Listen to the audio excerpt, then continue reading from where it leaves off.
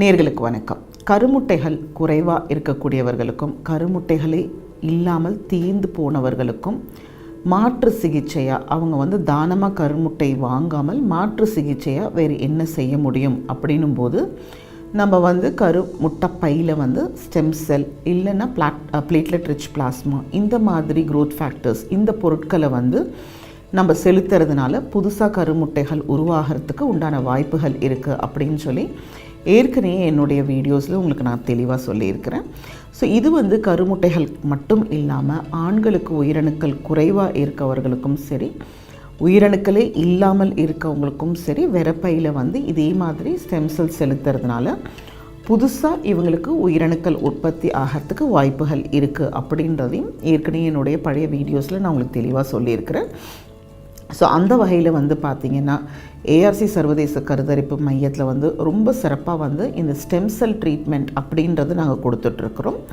Stem cells ஆகப்பட்டது என்ன அப்படின்னு பார்த்திங்கன்னா, நம்ம உடலில் இருக்கக்கூடிய அணுக்கள் ஆனது நம்ம அது ஒரு டிஃப்ரென்ஷியேட் ஆகிற ஸ்டேஜுக்கு முன்னாடி ரொம்ப ஒரு நுண்ணிய அளவில் இருக்கும்போது அதை நம்ம உடல்லேருந்து எடுத்து சேகரித்து எங்கே நமக்கு புதுசாக உற்பத்தி ஆகக்கூடிய அளவுக்கு அணுக்கள் தேவைப்படுதோ அங்கே நம்ம செலுத்துறதுனால நமக்கு புதிய அணுக்கள் உற்பத்தி ஆகும். இப்போ கருமுட்டை பையில் நம்ம கொண்டு போய் ஸ்டெம் செல்ஸை செலுத்துறதுனால புதுசாக கருமுட்டைகள் உற்பத்தி ஆகும்.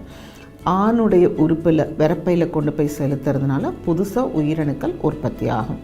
ஸோ இது நமக்கு 100% நமக்கு பாசிட்டிவாக ரிசல்ட் வரக்கூடிய சிகிச்சை அப்படின்னு பார்க்கும்போது நம்ம என்ன புரிஞ்சிக்கணும் அப்படின்னா, இதோட வெற்றி வாய்ப்பு ஒவ்வொருத்தருடைய உடலுக்கு ஏற்றாப்புல நம்மளுக்கு மாற்றம் வரும். ஒருத்தருக்கு நமக்கு நல்ல ரிசல்ட் வரலாம், சக்ஸஸ்ஃபுல்லாக போகலாம். ஒரு சிலருக்கு ரிசல்ட்ஸ் வராது, சக்ஸஸ்ஃபுல்லாக போகாது. ஸோ அவங்களுடைய வயது, கருமுட்டையுடைய அளவு, ஏற்கனவே இருக்கக்கூடிய கருமுட்டைகள், அவங்களுடைய ஹார்மோனோட அளவு இதெல்லாம் பொறுத்து தான் சக்ஸஸ் நம்மளுக்கு இன்ஃப்ளூயன்ஸ் ஆகும். அதே மாதிரி கணவருடைய வயது, அவருக்கு இருக்கக்கூடிய அந்த ஹார்மோனுடைய அளவு, உயிரணுக்கள் ஏற்கனவே இருக்கக்கூடியது, அவருடைய டெஸ்டஸோட சைஸு, வால்யூம், டெஸ்டஸோட பயோப்சி ரிப்போர்ட், இது எல்லாமே வச்சு தான் சக்ஸஸ் இன்ஃப்ளூயன்ஸ் ஆகும். ஸோ இந்த வகையில் இந்த ட்ரீட்மெண்ட்டுக்காக நிறைய மக்கள் ஏஆர்சி சர்வதேச கருத்தரிப்பு மையத்தை அப்ரோச் பண்ணிகிட்ருக்காங்க. புதிதாக கருமுட்டைகள் உற்பத்தி செய்கிறதுக்கும் உயிரணுக்கள் உற்பத்தி செய்கிறதுக்கும் ஸ்டெம் செல் ட்ரீட்மெண்ட்டுக்கும் சரி, பிஆர்பி ட்ரீட்மெண்ட்டுக்கும் சரி, க்ரோத் ஃபேக்டர் ட்ரீட்மெண்ட்டுக்கும் சரி நிறைய மக்கள் ஏஆர்சியை அணுகியிருக்காங்க. கண்டிப்பாக இந்த சிகிச்சை அவங்களுக்கு ஒரு வரப்பிரசாதமாக இருக்கும் அப்படின்றத நான் நம்புகிறேன்.